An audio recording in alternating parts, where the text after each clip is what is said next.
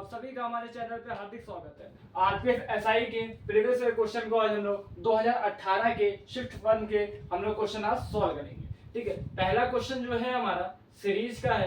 Series का पहला question है 295 308 327 352 283 और आगे है हमारा क्वेश्चन मार्क। ठीक है, पहले बताया था मैंने सीरीज में जब भी हम लोग पहले बात करते हैं तो फर्स्ट जो मैं देखूंगा वो गैपिंग को देख। ठीक है, गैपिंग अगर देखते हैं हम लोग तो यहाँ 13 का गैप है, यहाँ 13 का गैप है, यहाँ पर 19 का गैप हो रहा है, 25 का गैप है और इसके आगे जो है 31 का गैप है। ठीक है, इसके नेक्स्ट चलते हैं। यहाँ 6 का गैप है, यहाँ 6 का गैप है, यहाँ भी 6 का गैप है, आगे भी हमारा 6 का गैप होगा, मतलब 37 होगा। मतलब कि 283 में अगर 37 हम लोग जोड़ देते हैं तो हमारा सही आंसर आ जाएगा। 283 प्लस 37 को जोड़ा है मैंने 320 320 इसका राइट आंसर हो जाएगा। नेक्स्ट क्वेश्चन पे आते हैं। एनालॉजी का क्वेश्चन है, सादृश्यता इसको हिंदी में कहते हैं। ठीक, जब भी 4 डिजिट नंबर मिलते हैं, जब भी 4 डिजिट नंबर मिलते हैं, मैंने बताया था मैक्सिमम चांसेस जो होते हैं, मैक्सिमम चांसेस जो है वो डिजिट सम का है। तो 4 एक 5, 5 और 6 11, 11 और 8 जो होगा, 11 जो 8 होगा वो हमारा 19 हो जाएगा। इसी प्रकार 2 to 4, 4 to 6 और 6 और 4, 6 और 4 10 हो जाएगा। 10 हमारा बिल्कुल राइट आंसर हो जाएगा। थर्ड क्वेश्चन हमारा जो है ऑड वन आउट का है। ऑड वन आउट का है। ऑड वन आउट में क्या है, जैसे इसमें 5 चीजें दी गई हैं, 4 किसी ना किसी तरीके से समान रूप दर्शाएंगी, लेकिन एक हमारा अलग होगा। जब भी हम लोग अल्फाबेट की बात करते हैं तो सबसे पहले हम लोग उसका नंबर प्लेसमेंट लिखते हैं।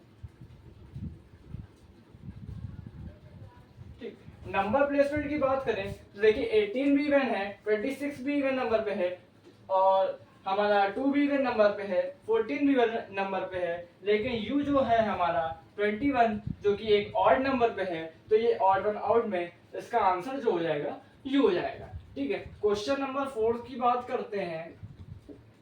कोडेड डिकोडेड का क्वेश्चन है।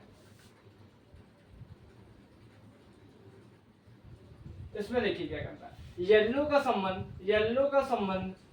का संबंध बीबी डबल ओ और एल डी से है, उसी प्रकार ग्रीन का संबंध किससे होगा। देखिए अगर नंबर प्लेसमेंट की बात करें तो y का नंबर प्लेसमेंट 25 होता है, वो y का अपोजिट v है, e का अपोजिट v होता है। अपोजिट का मतलब है कि लेफ्ट साइड पे जो फर्स्ट नंबर पे आ रहा है वही राइट साइड से फर्स्ट नंबर पे आएगा। जैसे कि हम लोग अगर बात करते हैं a से z की बात पे, तो a जो है हमारा लेफ्ट नंबर पे फर्स्ट नंबर पे है, जबकि z नंबर पे फर्स्ट नंबर पे राइट से है। ठीक है, तो इसको घटाने के लिए, इसको सॉल्व करने के लिए अपोजिट नंबर को हम लोग 27 से माइनस करके अपोजिट नंबर निकाल सकते हैं। ठीक है, y का भी होता है, y का जो होता है हमारा 25 होता है, इसको अपोजिट नंबर निकालने के लिए 27 से माइनस करेंगे तो 2 आएगा और 2 की जो नंबर प्लेसमेंट होती है वो भी होगी। इसी प्रकार अगर इनके हम लोग क्या बोलते हैं नंबर प्लेसमेंट लिखते हैं।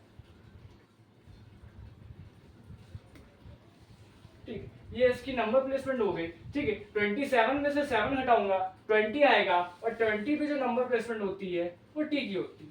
इसके बाद आते हैं आर की बात। 27 में से 18 माइनस करेंगे 9 आएगा और 9 की नंबर प्लेसमेंट आई हो जाएगी। ई की बात करें 27 में से ई माइनस करेंगे 22 आएगा और 22 हमारा वी का होता है, ये भी वी का हो जाएगा। 27 में से 14 माइनस करेंगे 13 आएगा, 13 जो होता है एम का होगा। इस प्रकार इसकी जो कोडेड डिकोडेड होगा तो इसका आंसर ये हो जाएगा। क्वेश्चन नंबर 5 की बात करें, सिलॉग का क्वेश्चन है। ठीक, सिलॉग की क्वेश्चन, 2 कथन दिए गए और 2 निष्कर्ष है। कथन कह रहा है कुछ बिल्लियां कुत्ते हैं और सभी कुत्ते जो है चूहे। ठीक है, एक बार फिर से देखिए, कथन में कह रहा है कि कुछ बिल्लियां कुत्ते हैं और सभी कुत्ते जो है हमारे चूहे हैं। निष्कर्ष 2 दिए गए हैं। अब इनमें से हमें बताना है कि पहला सही है या दूसरा गलत है या दोनों गलत है या दोनों सही है। ठीक है, कुछ चूहे बिल्लियां हैं, कुछ चूहे, हाँ ये चूहे का ये वाला पार्ट जो आ रहा है वो बिल्ली है, पहला बिल्कुल हमारा निष्कर्ष सही हो जाएगा। सभी चूहे बिल्लियां हैं, सभी चूहे बिल्लियां नहीं है, इसलिए हमारा सेकंड जो निष्कर्ष है बिल्कुल गलत हो जाएगा। तो इसका आंसर जो होगा निष्कर्ष एक सही है, बाकी सब गलत है। क्वेश्चन नंबर 6 एनालॉजी की बात है, वर्ड एनालॉजी की। डेंटिस्ट का संबंध जिस प्रकार टीथ से है उसी प्रकार ऑप्थेल्मोलॉजिस्ट का संबंध किससे होगा? आइस का, मसल से, ईयर से, ओन। देखिए डेंटिस्ट जो होते हैं वो टीथ का इलाज करते हैं, टीथ विशेषज्ञ होते हैं या दांत विशेषज्ञ होते हैं। उसी प्रकार जो ऑप्थेल्मोलॉजिस्ट है वो आइस से रिलेटेड है, आइस की अगर प्रॉब्लम होती है तो हम लोग ऑप्थेल्मोलॉजिस्ट के पास जाते हैं। ठीक है, क्वेश्चन नंबर 7 है हमारा। देखिए एक कथन दिए गए हैं और दो निष्कर्ष दिए गए हैं। ठीक है, इनइक्वालिटी का क्वेश्चन है। ठीक, इनइक्वालिटी अपनी क्लास में मैंने पूरी पढ़ाई है। ठीक है, 3 लेक्चर है इसको देखते हैं। कथन क्या कह रहा है? B double bond L, no gate K, single gate T और नो गेट जे। बी से के की तरफ जाना है, दो गेट बनेंगे, डबल गेट और नो गेट। डबल गेट वाला डबल गेट में भी एंट्री कर सकता है और नो गेट में भी एंट्री कर सकता है। पहला निष्कर्ष बिल्कुल सही हो जाएगा। एल से जेड या जेड से एल इसको लिख सकते हैं हम लोग। अगर जे से एल जाना है तो 3 साइन मिलेंगे, तीनों साइन मिलेंगे। सिंगल गेट वाला नो गेट में, सिंगल गेट में और हमारा नो गेट, तीनों में एंट्री मार सकता है। सिंगल गेट का साइन भी आ रहा है। इस प्रकार दोनों निष्कर्ष हमारे सही हो जाएंगे। आगे देखते हैं क्वेश्चन नंबर 8 डायस का क्वेश्चन है। देखिए पर्पल, व्हाइट और रेड, ऑरेंज और ग्रीन, एक ही डाइस की दो स्थिति दी गई है और ग्रीन का हमें अपोजिट बताना है। देखिए जब भी एक ही डाइस की दो स्थिति दी गई हो तो देखते हैं पहले कि एक कलर या एक नंबर कॉमन मिल रहा है या उसमें दो मिल रहा है। इसकी बात करते हैं, यहाँ पे रेड कॉमन मिला। जब भी हमें एक नंबर कॉमन मिलता है तो हम उसकी क्लॉकवाइज चलते हैं, रेड से क्लॉकवाइज चलेंगे, रेड, व्हाइट और पर्पल आएगा। सेकेंड डाइस पे आते हैं, रेड से क्लॉकवाइज चलेंगे, ग्रीन मिलेगा, रेड के बाद ग्रीन मिलेगा और ग्रीन के बाद ऑरेंज मिलेगा। हमसे पूछ रहा है ग्रीन का अपोजिट जो है हमारा व्हाइट हो जाएगा। ठीक है, इस प्रकार रेड का है तो लास्ट जो बचा होगा, लास्ट जो कलर होगा वो रेड का अपोजिट हो जाएगा। बाकी सब एक दूसरे के, पर्पल के अपोजिट ऑरेंज हो जाएगा और व्हाइट का ग्रीन या ग्रीन का व्हाइट। आगे आते हैं क्वेश्चन नंबर 9 इजिप्ट। ठीक है, मिरर इमेज पूछा है, मिरर इमेज बतानी है। ठीक है, मिरर इमेज की बात जब भी मैंने बताया था, मिरर इमेज को अगर अल्फाबेट को देखें हम लोग तो अल्फाबेट को हम लोग क्या करते हैं, वर्टिकली कट कर लेते हैं। अगर उसके लेफ्ट और राइट इक्वल होते हैं तो चेंज नहीं होंगे। इजिप्ट कुछ इस तरीके से लिखा है, अगर वो पलटता है, पार्श्व उल्टा बनता है तो कुछ इस तरीके से बनेगा। ठीक है, टी के लेफ्ट और राइट पे बराबर है इसलिए टी चेंज नहीं होगा। पी की बात करें, पी को जब हम लोग बीच से कट करेंगे तो लेफ्ट और राइट इक्वल नहीं होने के बाद, ठीक है, पी में जो चेंजमेंट आएंगे जो इस तरीके आएगा। y की बात करें, y को हम कट करते हैं तो y भी लेफ्ट और राइट इक्वल है तो y में भी कोई चेंजमेंट नहीं आएगी। जी की बात करें, जी कुछ इस तरीके से मिल जाएगा। ठीक, ई की बात करें, ई को भी अगर हम लोग कट करते हैं तो लेफ्ट और राइट में इक्वल नहीं बनता है इसलिए ई भी हमारा चेंज हो जाएगा। आगे आते हैं क्वेश्चन नंबर 10 है ब्लड रिलेशन का। एन एम की पत्नी है, एन जो है एम की पत्नी है। देखिए पुरुष को हम लोग ट्रायंगल से दिखाते हैं और सर्कल से हम लोग को महिला या स्त्री को दिखाते हैं। अगर उनके बीच पति पत्नी का संबंध है तो प्लस से हम लोग डिनोट करते हैं। ठीक है, इसी प्रकार एम जो है एम की पत्नी है जो एका इकलौता दामाद है। जो शब्द सेकंड वाले से रिलेशन दिखाता है, जो एका दामाद है तो ए का हमारा दामाद हुआ, ए का हमारा दामाद हुआ, ठीक है, एम, ठीक है। पूछ कह रहा है और जिसका पति बी है, इसका पति बी है, इसका पति बी है, तो ये हमारी पत्नी हो जाएगी बी की। लेकिन पूछ रहा है ए का एन से, ए का एन से, ए का एन से पूछ रहा है, तो ए का एन से रिलेशन जो हो जाएगा वो माँ का हो जाएगा। क्वेश्चन नंबर 11 है, ठीक है, एनालॉजी क्वेश्चन ये भी, ठीक है। बीटी कुछ ना कुछ रिलेशन डीबी से बना रहा होगा, वही रिलेशन या वही लॉजिक हमें एलएक्स से लगाना है। देखिए एक एक सिंबल की बात कर, बी से डी तक जाएंगे तो बी सी डी दो का गैप है, ठीक है। इसका 2 होता है, इसका 4, 2 का गैप जा रहा है, टी का 20 होता है और वी का 22, ठीक है। 2 आगे बढ़ा, अगर एल को देखें तो 12 हो जाएगा, एक्स को देखें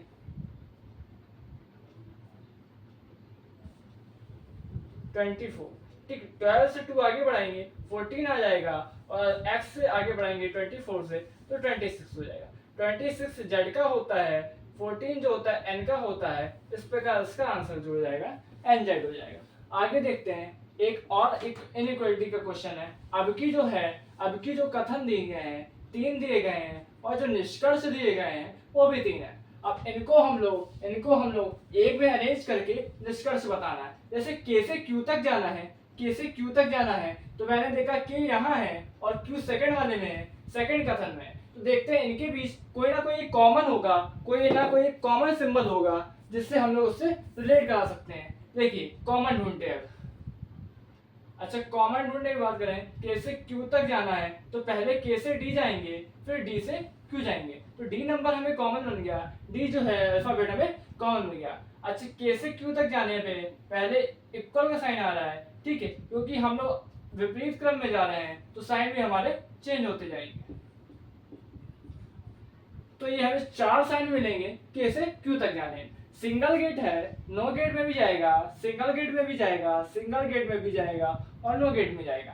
सिंगल गेट का साइन भी है, निष्कर्ष नंबर 1 बिल्कुल सही हो जाएगा। बी से सी की बात करें, देखिए बी यहाँ पे है और सी यहाँ पे है। अब इन दोनों में कोई ना कोई ऐसा एक रिलेशन होगा, एक ऐसा अल्फाबेट होगा जो इनके बीच कॉमन होगा। तो देखिए बी से सी तक जाने में हम लोग को बी से टी तक जाएंगे, फिर टी से हम लोग सी तक जाएंगे, ठीक है। बी से टी तक जाने में 2 साइन इधर, 3 साइन इधर मिले, 3 साइन इधर मिले, लेकिन याद रखिए क्योंकि हम लोग जैसे ही इस पे क्रॉस करेंगे, ठीक है, क्रॉस सेक्शन की बात आ जाएगी, क्योंकि अपोजिट साइन मिल रहे हैं, क्रॉस सेक्शन की बात आ जाएगी, तो सेकंड यहीं से गलत हो जाएगा। आगे तक जाने की हम लोग को बिल्कुल जरूरत नहीं है, ठीक है। आगे देखते हैं, सी से के की बात आते हैं। सी से के तक जाना है, अब हम लोग को इन दोनों में कोई ना कोई अल्फाबेट कॉमन मिलेगा। सी से के तक जाने में पहले सी से डी तक जाएंगे और फिर डी से हम लोग के तक जाएंगे। देखिए सी से डी तक जाएंगे तो सिंगल गेट वाला यहाँ भी एंट्री कर देगा, लेकिन जैसे ही टी के लिए प्रवेश करेगा वहां पे इसको गेट बंद मिलेगा, क्रॉस सेक्शन मिलेगा, ब्लॉक मिलेगा। इसका मतलब है कि ये भी हमारा गलत हो जाएगा। क्वेश्चन नंबर 13 की बात करते हैं। कैट का जो रिलेशन किटन से है उस प्रकार काऊ का रिलेशन बताना है। कैट का जो बच्चा होता है उससे हम लोग किटन कहते हैं, उसी प्रकार जो काऊ का बच्चा होता है उसको हम लोग बताना है क्या कहते हैं। देखिए कैट के बच्चे को किटन कहते हैं और काऊ के बच्चे को हम लोग कॉफ कहते हैं। इस प्रकार ये भी हमारा समाप्त हुआ। आगे देखते हैं, नेक्स्ट क्वेश्चन है क्वेश्चन नंबर 14। एक सीरीज का क्वेश्चन और आया है, उसको देखते हैं। देखिए 199, 202, 197, 204 और 193। गैपिंग की बात करें, 3 का गैप है, प्लस का, और यहाँ पे -5 हो रहा है, +7 हो रहा है और यहाँ पे -9 हो रहा है। देखिए -7। आगे बात करें, ठीक है, 3, 5, 7, 11, 3, 5, 7, 11, ठीक है, इसको देख के समझ में आया, ठीक है। 3 5 प्राइम नंबर है, 5 प्राइम नंबर है, 7 प्राइम नंबर है और 11 भी प्राइम नंबर है। एक बार पॉजिटिव हो रहा है, एक बार नेगेटिव हो रहा है, मतलब कि नेक्स्ट वाला जो होगा वो पॉजिटिव होगा। लेकिन प्राइम नंबर की बात करें, next prime number next prime number 13 होता है। अगर 13 इसमें ऐड होता है तो 336 हो जाएगा, 206 इसका राइट आंसर हो जाएगा। Question number 50 odd one out की बात कर रहा है, ठीक है। कुछ चार दिए गए, 1 2 3 4, तीन किसी ना किसी तरीके से समान होंगे, लेकिन एक जो होगा अलग होगा। एक ही गैप, एक नंबर प्लेसमेंट है, एक 1 का ई पे जो है 5 हो गया, यहाँ 9 हो गया। एम की बात करते हैं, 13 हो गया, 17 हो गया और 21। इसकी बात करें, के हो जाएगा हमारा 11 14 और ये हो जाएगा 19। सी की बात करें 3 का है, जी की बात करें 7 हो गया और के हो गया 11। ठीक है, अब इनमें से मुझे देखा, ठीक है, 4 4 का गैप है, यहाँ भी 4 का गैप है, यहाँ भी 4 का गैप है, यहाँ भी 4 का है।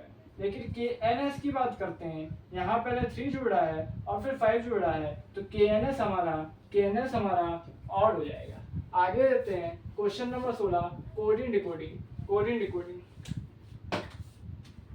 देखिए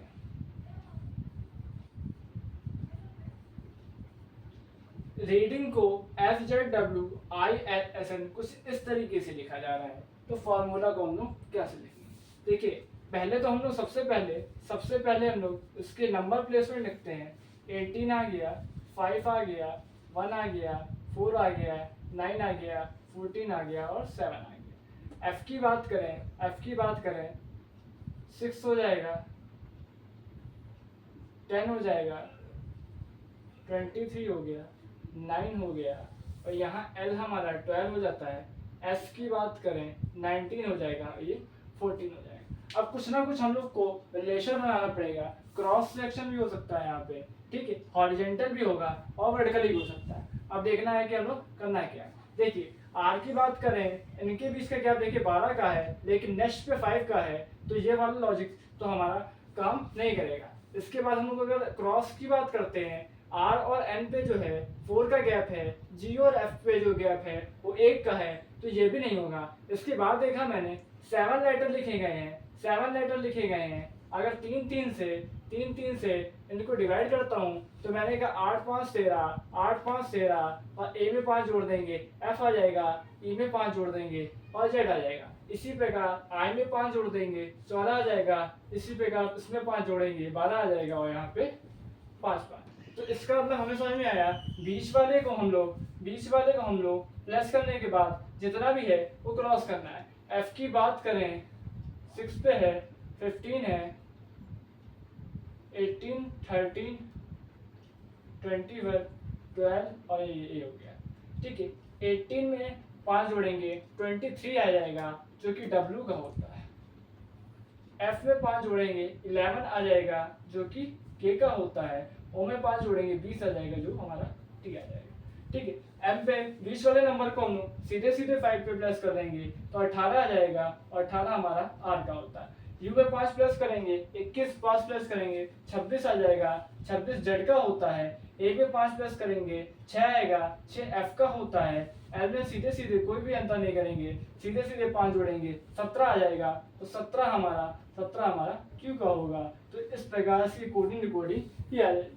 question number 70 number of square है। देखिए नंबर ऑफ स्क्वायर पहले बताया था, सबसे बड़ा वाला देखते हैं, 1 2 3 4 और पूरा मिला के हमारा 5 हो गया। इसी प्रकार 5 इसमें 5 इसमें और 5 इसमें, 15 इसका, सीधे सिंपल था, आंसर हमारा हो जाएगा। नंबर ऑफ ट्रायंगल है, देखिए ऐसे ही कर्व बनाया हुआ है, ठीक है, पेपर में भी ऐसे कर्व बनाया है। नंबर ऑफ ट्रायंगल पूछ रहा है, अगर नंबर ऑफ ट्रायंगल की बात करें तो 1 2 ये हो गए और 3 4 ये हो गए हमारे, और इनकी बात करें 5 ये और ये 6, तो नंबर ऑफ ट्रायंगल। ठीक है, जितने भी नंबर ऑफ स्क्वायर और ट्रायंगल वगैरह पूछता है, रेक्टेंगल वगैरह, इसमें आरपीएफ असाइनमेंट बहुत इजी दिए गए। क्वेश्चन नंबर 19 एक और सीरीज का क्वेश्चन है, ठीक, 126 1 जुड़ा है, यहाँ पे 4 जुड़ा है, 9 हुआ और यहाँ पे हमारा 16 हुआ। आगे देखिए 1 4 9 और 16 को जैसे ही देखा तो एक नंबर ऑफ स्क्वायर दिखे होंगे। ये 1 का स्क्वायर है, 2 का स्क्वायर है, 3 का स्क्वायर है, 4 का स्क्वायर है, आगे 5 का स्क्वायर होगा, 5 का स्क्वायर होगा, इसको जोड़ देंगे तो 181 इसका राइट आंसर हो जाएगा। क्वेश्चन नंबर 20 इंपॉर्टेंट है और सबसे अच्छा क्वेश्चन है। ठीक है, लिखा है सभी मीटर जो है फीट है। ठीक है, और कुछ फीट जो है हमारा इंच है, और सभी इंच जो है हमारा यार्ड है। देखिए, यार्ड को y से डिनोट कर रहे हैं, इंच को I से डिनोट करा है, मीटर को m से डिनोट करा है, और फीट को हमारा f से डिनोट करा है।